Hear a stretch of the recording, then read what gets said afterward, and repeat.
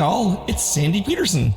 In the month of October this year, which is 2022 for future you, went on Twitter and I listed a cool, scary story for every day of the month. Most of these stories are old. That's partly because you're likelier to find an old good story simply because the ones that were bad, have generally not survived the test of time, but also because you can find them free online. And so for each of these stories, I've listed the title and the author so you can try to look them up. Now, not all of them are available online, and I'll try to warn you if that's true. Sometimes they're online, but as part of an old pulp magazine, if you go page by page through, but you can find the page. A lot of them are on Kindle. You can get them on Kindle. Anyway, these are all stories that are accessible. They're all good, and they're fun, and we're going to talk about them in a little bit. So we're going to start with the first story, and it's The Thing in the Cellar by David Keller. I don't know much about David Keller. He didn't write very many things, but The Thing in the Cellar is really stellar. It's short. All these are short.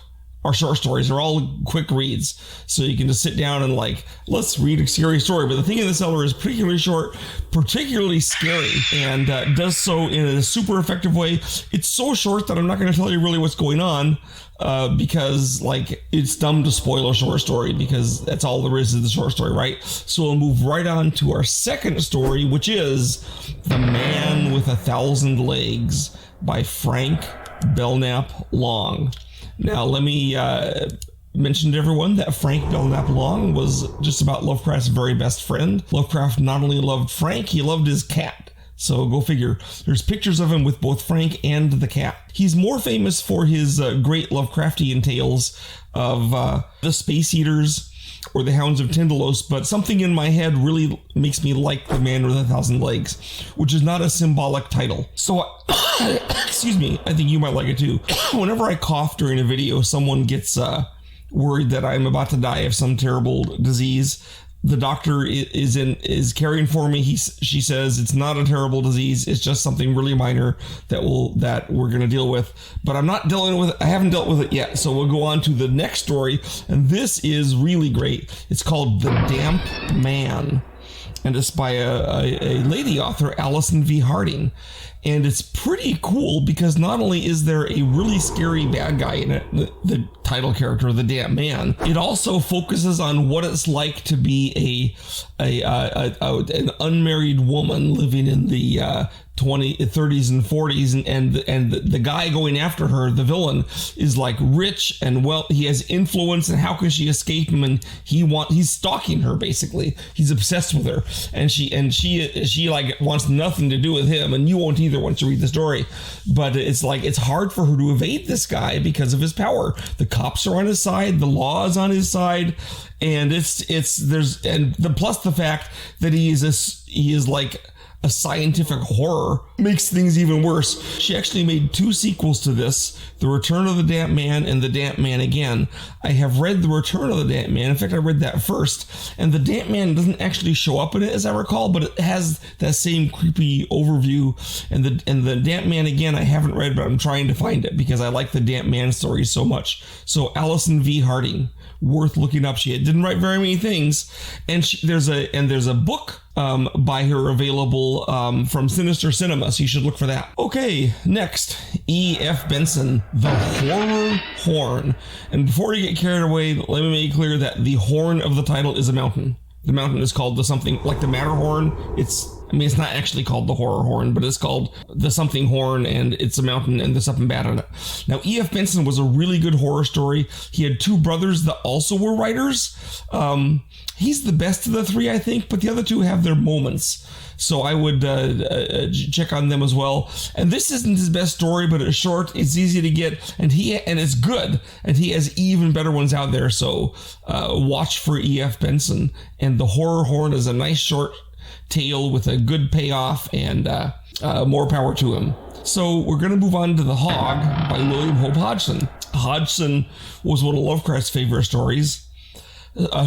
writers, and he was killed in World War I because World War I sucks in every conceivable way. And The Hog is one of his Carnacki stories. Now, Carnacki the Ghost Finder is a guy who goes and investigates supernatural occurrences. Now, one of the cool things about Karnaki is about half the time there's nothing supernatural. And he finds that out. It's still dangerous. I mean, the non-supernatural things can kill you, right? But the supernatural things can also kill you or destroy your soul. The Hog is one of my favorites by him. I recommend it without any reservations. I think you will enjoy it too. Now, for a more famous author, Nathaniel Hawthorne, who wrote Ethan Brand.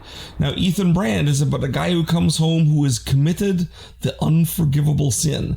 And one of the interesting things about Christianity is that there is this concept of the unforgivable sin. Now, I have heard Christians tell me, no, God can forgive everything. Well, I guess he could, but it says right in the Bible that there are sins that can't be forgiven. So whether God could or not, he won't, And my church has a belief on what the unforgivable sin is. Most Christians don't really have a direct, we just know it's there, Nathaniel Hawthorne doesn't say what it is, but it's got to be bad, right? And the story is, it's a horror tale, not a terror tale. No one's being murdered. There's not a guy sneaking up on you to jump you in the dark. There's just like this guy who's committed the unforgivable sin and has come home to seek his fate. And I think that it's one of Nathaniel Hawthorne's best stories, and he was a good writer, so saying that doesn't come lightly. So now we're going to move on to the story Murgunstrumm by Hugh B. Cave. Now, Hugh B. Cave was an exploitational pulp writer in the 30s, 40s, 50s, who eventually retired to Haiti, I think, or somewhere in the Caribbean, and Jamaica, and kept writing stories. And some of the stories are a little bit racist, and some of them don't give voodoo a very good name. And the bottom line is he himself didn't dislike voodoo. And he got a kind of a revival in the 80s when he was, I think, in his 70s or 80s. And it's worth looking at. But Murgunstrumm is a terrific vampire story that I've used as a plot for several Call of Cthulhu adventures because it's just so good. There's torture and murder and girls whose clothes fall off at the drop of a hat and monsters and blood, and the vampires are really sordid and grim even though they're handsome. And so Murgunstrumm, it was the first story I ever read by Hugh B. Cave, and even though not all the stories are equally good, he won me over with that, and I'll always be his fan. Well, next story is called Look Up There by H. Russell Wakefield. Now, H. Russell Wakefield is one of the best of the old-timey ghost story writers, and his stories are nice and gruesome. And Look Up There is really good for the implications that it has. I've told it several times. It's always really scary. It doesn't give away what's going on until the end, and then even then you're left with questions that you think probably shouldn't be answered. He also did the Red Lodge, which is really scary. Anyway, H. Russell Wakefield, Look Up There. It starts out with the guy is on a beach, and this man is wheeled up in a wheelchair, and his eyes on the top of his head are staring straight up, like he can only look up. And meanwhile, a storm is looming overhead. It's getting bigger and bigger, like he's looking at the storm. But then they start talking, and the man in the wheelchair, in the pushchair, starts to talk about like his past, and he recounts this event that happened, and it ends with him shrieking, look up there, and being wheeled off by his keeper, who says, yes, he gets like this sometimes, sir, I'll take him back. And meanwhile, the storm has come to a climax, and there's lightning flashing. The storm looks kind of satanic, but it may or may not be. It's not clear if it's part of the curse on this guy that the storm actually is from hell, but Look Up There. It's about a family curse that the family had evaded, but then when they are kicked out of the house because they lost their money, the new family doesn't respect the curse, and things go on. Next, Count Magnus by M.R. James. Now, M.R. James is the greatest ghost story writer I know of, and Count Magnus, it technically kind of has a ghost, but it has more than a ghost. And it has something in a tomb with 3 locks. So it's all like a fairy story. The locks come off one by one. And then when Count Magnus comes back, he's super bad. And the story talks about how he's bad before he comes back. And it mentions all this background and stuff like, oh, he took the Black Pilgrimage to Khorasan in the Middle East, and like the Black Pilgrimage apparently, and he came back with something. So he's got that something even when he comes back from dead. Anyway, Count Magnus, M.R. James, scary story about a really bad undead guy who doesn't just come back for vengeance, but when he gets released by the foolish hero, then he's back.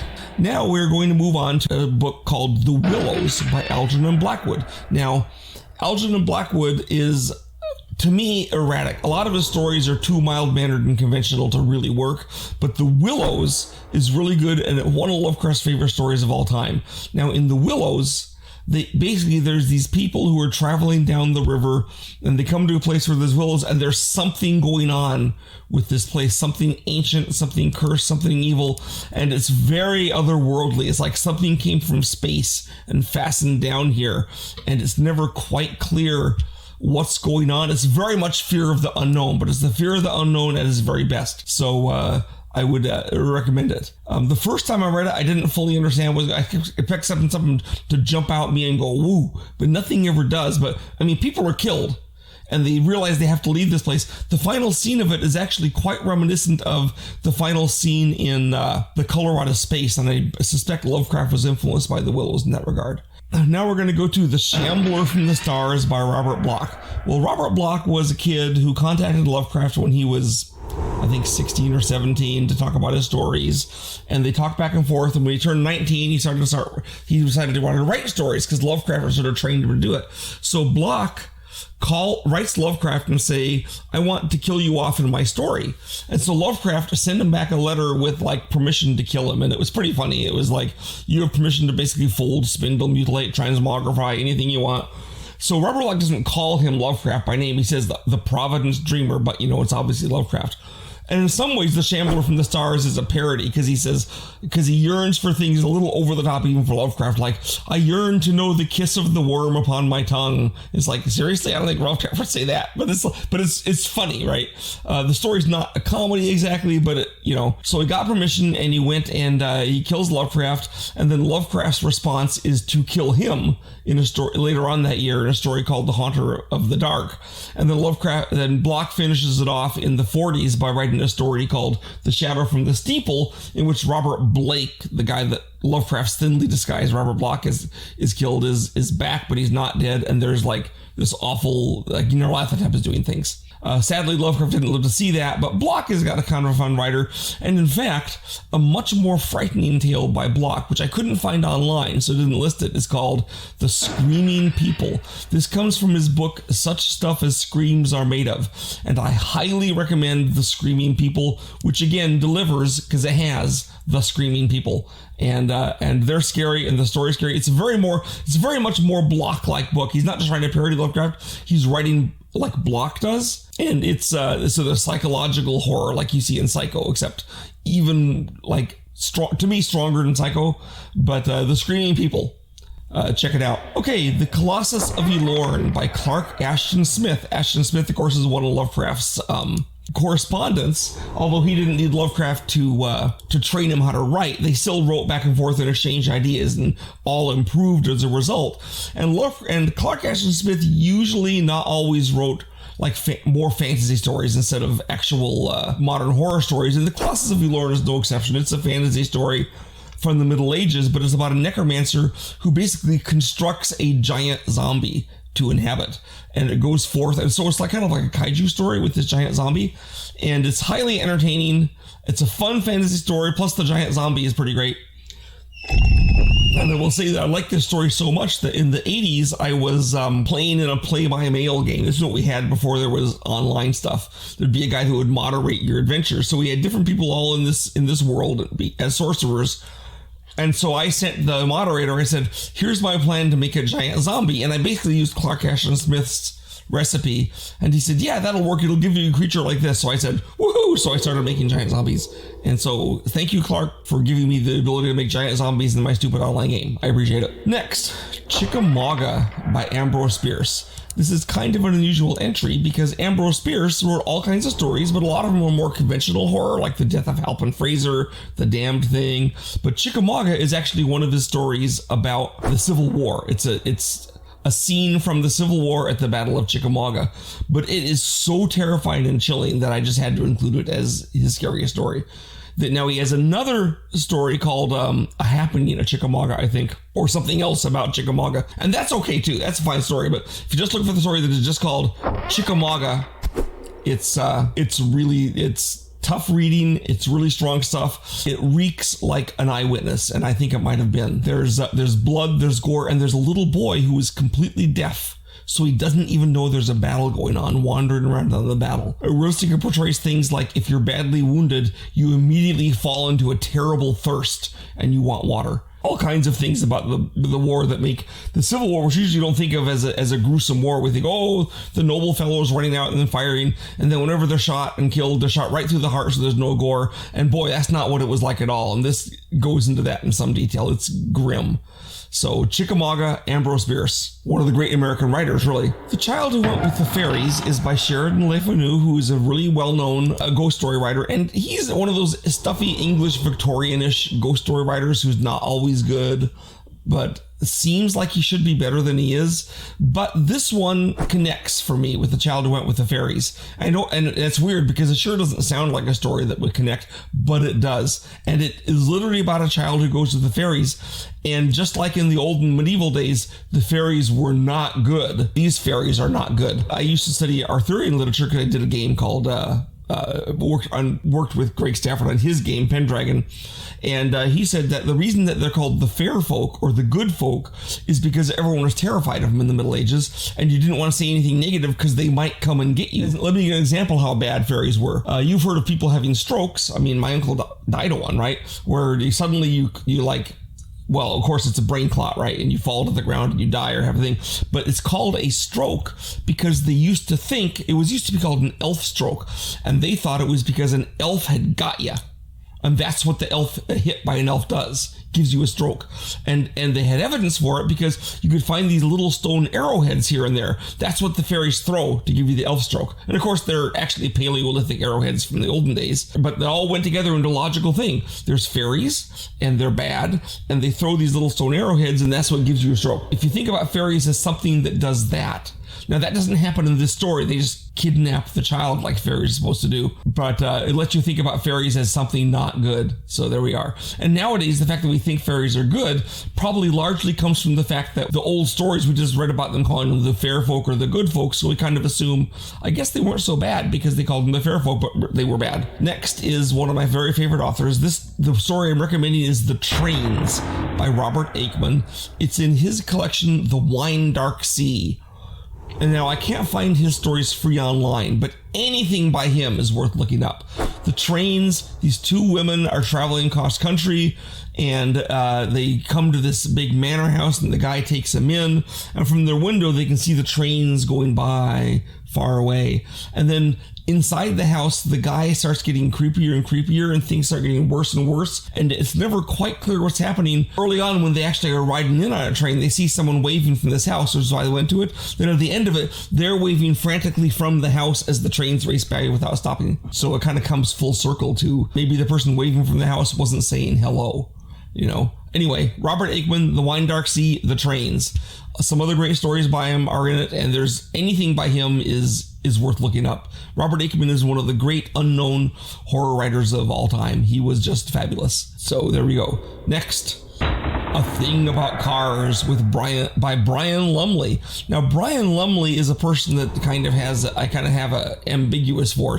I'm pretty sure he doesn't like me based on some emails he sent me, and he kind of is justified in it because back in the 80s, in my ignorance, Chaosium didn't seek his permission to publish his stuff. We realized our mistake, and I certainly know it now, and we've tried to make amends, but I think he holds a grudge still, so there it is. And I think he's also become aware that I don't think he's the greatest of all Lovecraft writers. I mean, he has his moments, but in fact, this story, by the way, A Thing About Cars is from his collection, The Caller of the Black, which I can't find free online.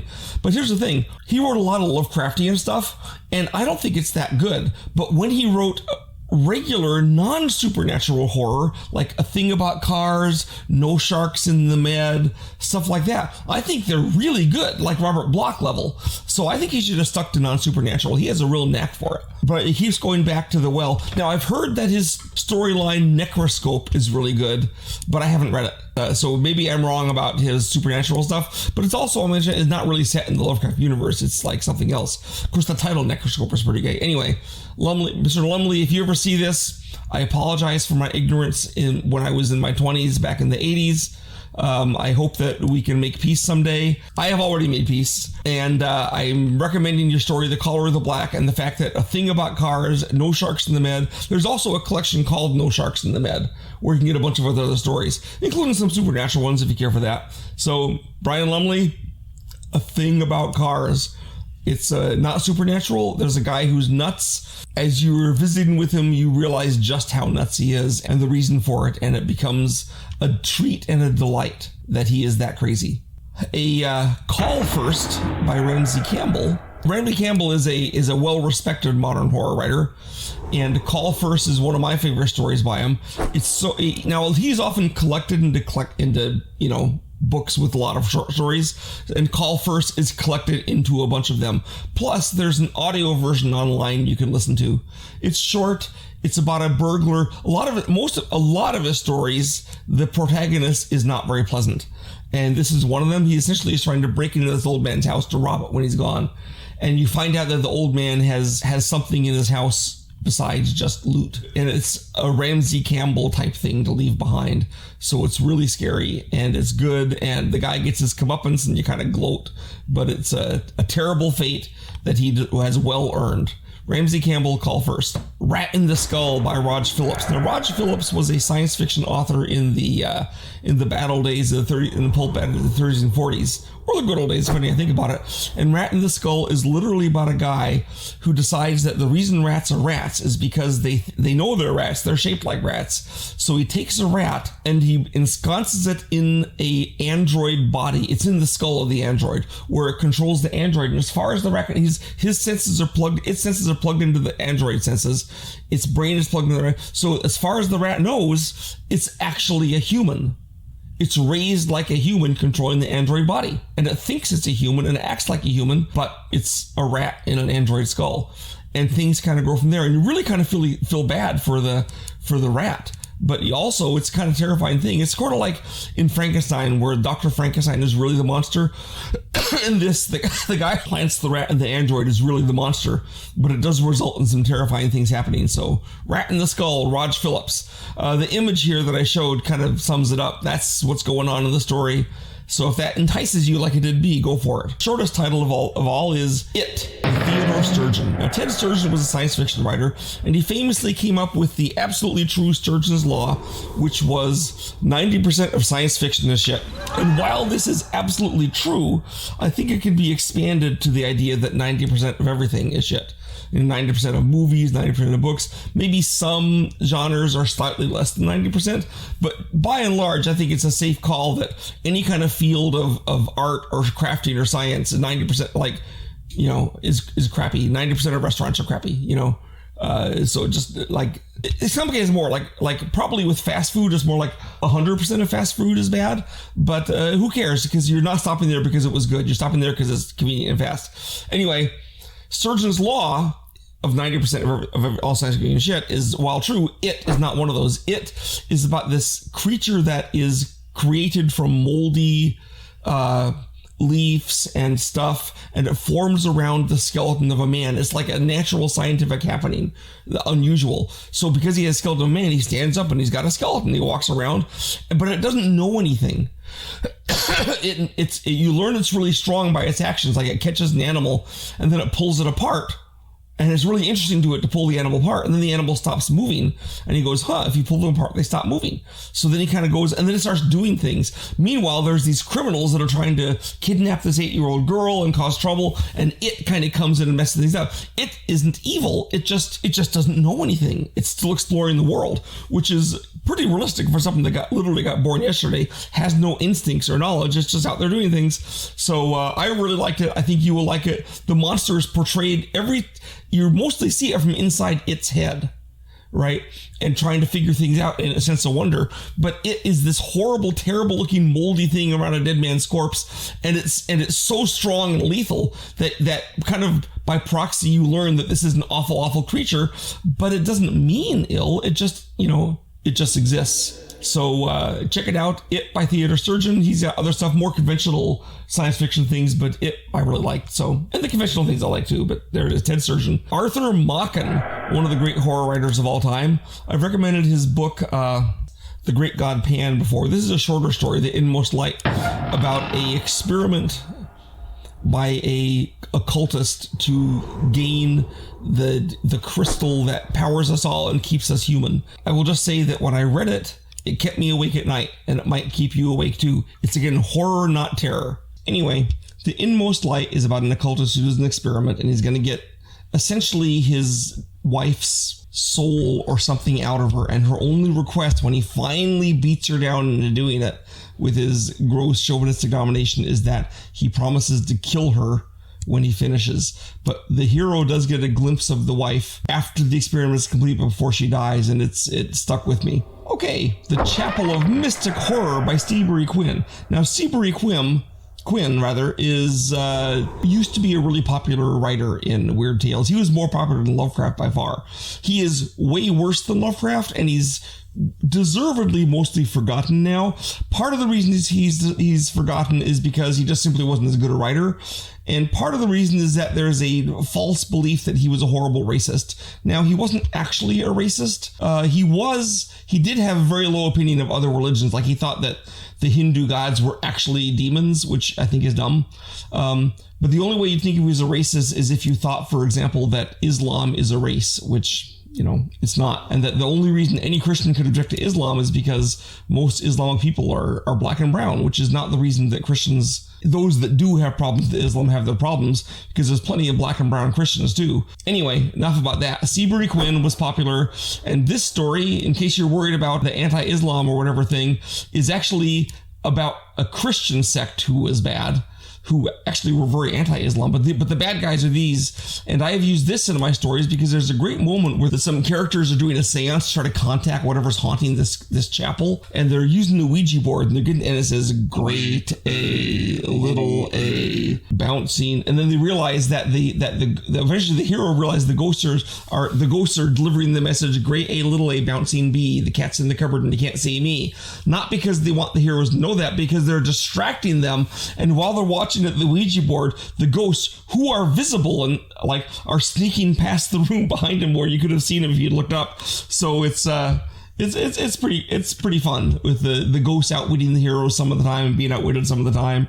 And in general, they're horrible vampiric hosts. They also were actually a little like the Blind Dead. I mean, they are Knights Templars like the Blind Dead, and they drink blood like was claimed by the King of France when the Templars were destroyed. So the idea here, and of course it's much more interesting to have Templars who did all the terrible things that they were claimed to have done, which apparently at least not all Templars did all those things. But Chapel of Mystic Horror, Seabury Quinn, blood-sucking ghosts of knights in armor, and it's fun. So we move on to Andrew Lang and the Little Hunchback from the Arabian Nights. Now, Andrew Lang is best known as the guy who put together the blue fairy book, the violet fairy book, the the gray fairy book, the green, whatever, all these fairy books. Were basically collected fairy stories from all over the world and put them together into these books so you could read them. If you like fairy stories, they're like a one-stop shop to get hundreds of the great stories.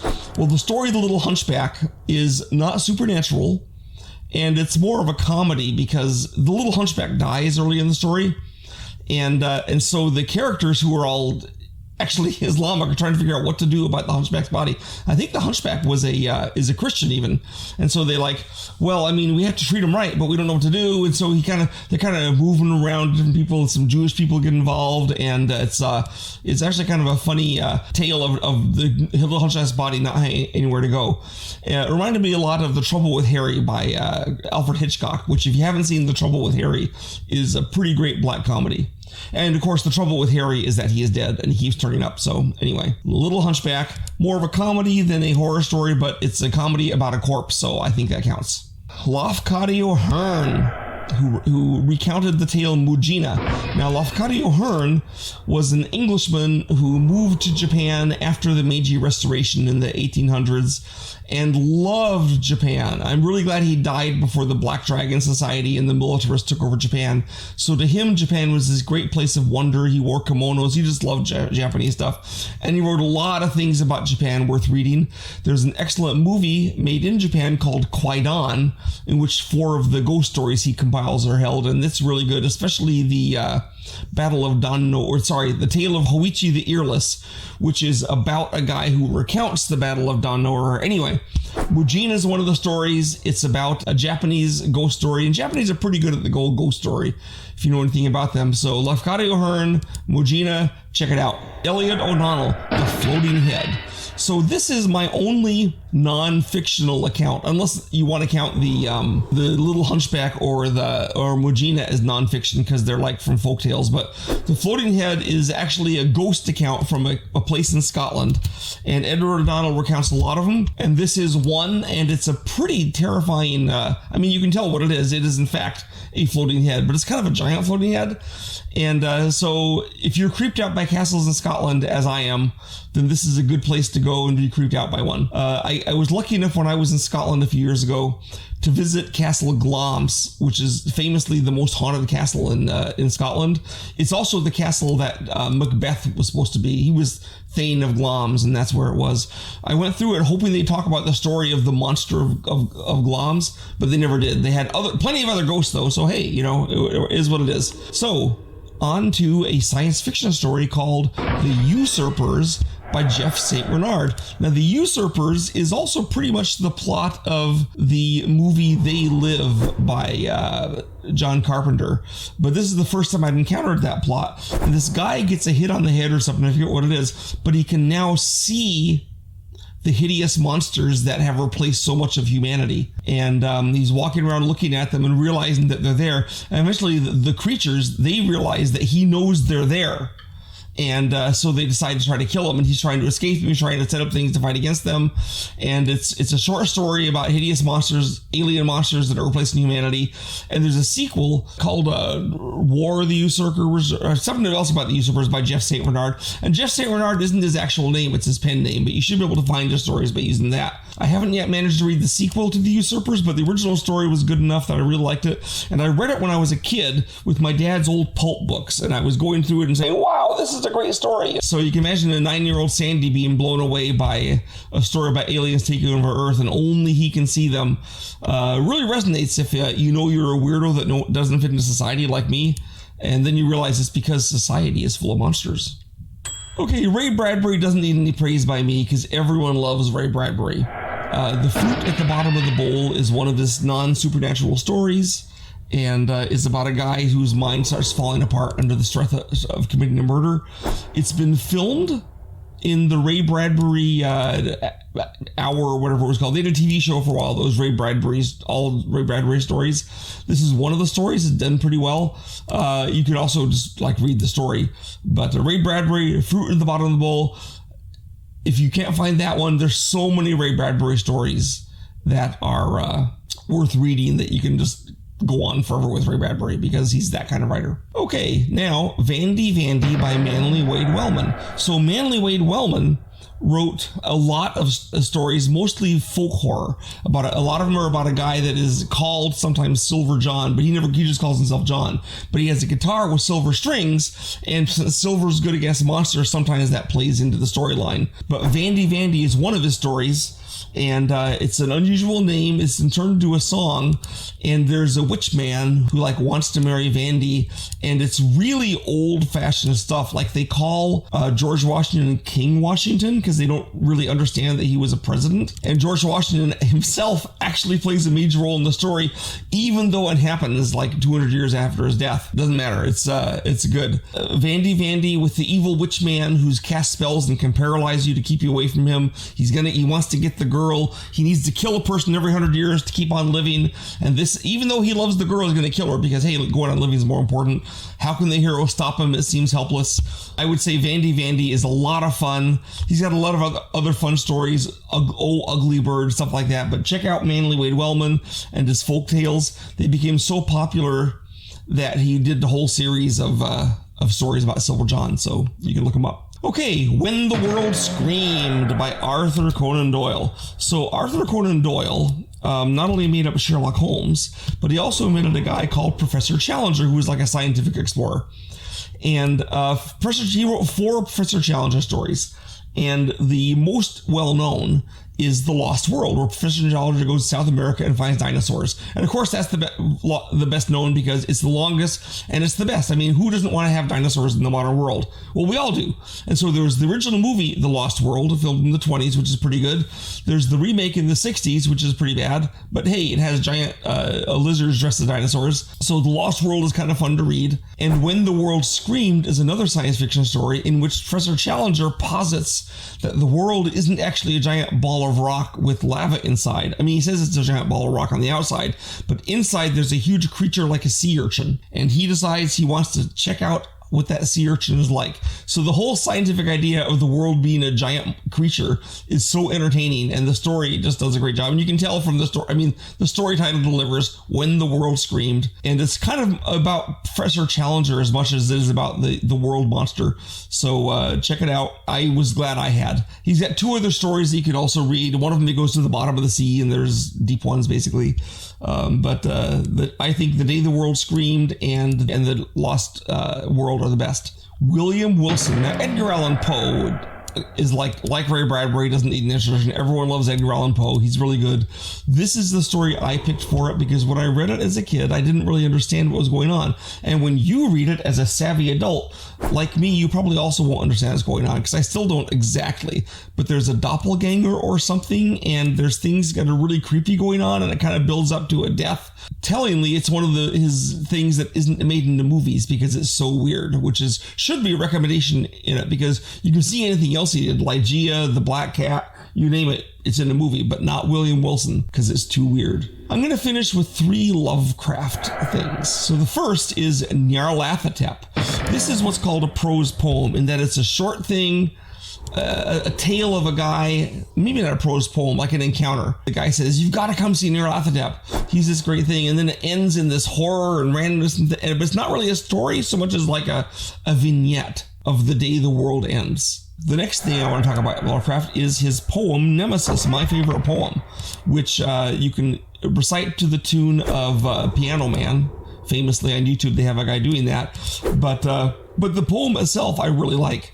And it's full of creepy stuff. I like Lovecraft's poetry, and it's not often reprinted, although you can find it all online. So Nemesis. I guess I just like poetry, but I'm not a poet nut. It's got to be poetry of a certain type, and this is the type. Okay, the final thing is Lovecraft's tale, The Color Out of Space, and yes, it's super well known. If you read any Lovecraft, you probably read this one.